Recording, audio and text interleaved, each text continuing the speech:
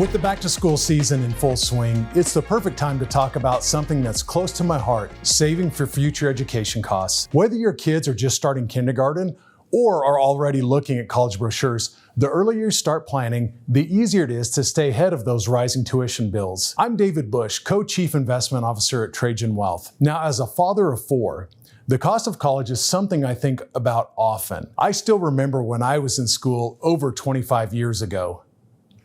25 years? Am I that old? At that time, I worked full-time at a brokerage firm from 7 a.m. to 4 p.m.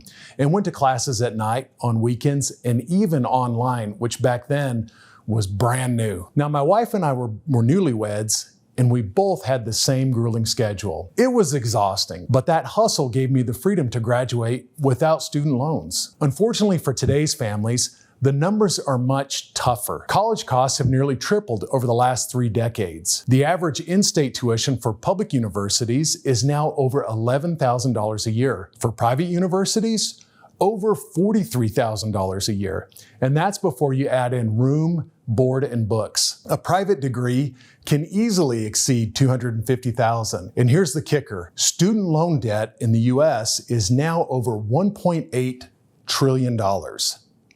That's why planning early isn't just smart, it's essential. So let's talk about some of the most effective tools for saving. A 529 plan is like the Swiss Army knife of education savings. Your money grows tax deferred, and withdrawals for qualified expenses like tuition, books, and even certain apprenticeships are tax-free. And in many states, you might even get a deduction just for contributing. Think of a 529 plan as planting a tree. The earlier you plant it, the more shade it will give your child when tuition bills start to heat up. Coverdell educational savings accounts can be a great fit if you want more investment flexibility, and they can be used for K-12 expenses as well.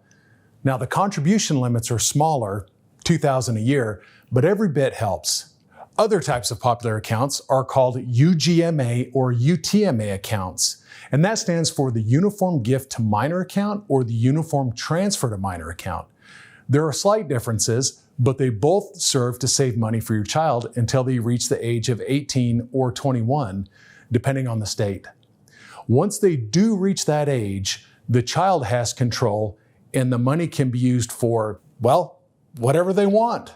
That can be the risk of those types of accounts, since the money may not necessarily be used for their education. The funds are also entirely owned by the child, with no option to change the beneficiary. Here's another pro tip. These accounts offer complete flexibility and can hold almost any type of investment, like real estate or stocks. Because they are considered gifts to the child, they can also be part of an estate planning strategy to reduce the donor's taxable estate. And lastly, consider some type of automated saving strategy. Even saving $250 a month for 18 years at a 6% annual return can grow to nearly $90,000. The key is consistency. You don't need to save it all at once. Just keep the momentum going. Saving for education is important, but so is balancing it with other goals, like saving for retirement. At Trajan Wealth, we help clients build a plan that supports both. The cost of education may feel overwhelming, but with a clear plan, it becomes manageable. The earlier you start, the more flexibility and peace of mind you'll have when those tuition bills arrive. Take the next step, start your plan today, and give your children the gift of opportunity without the burden of debt. Thank you for watching. For more insights like these, please follow us at Trajan Wealth.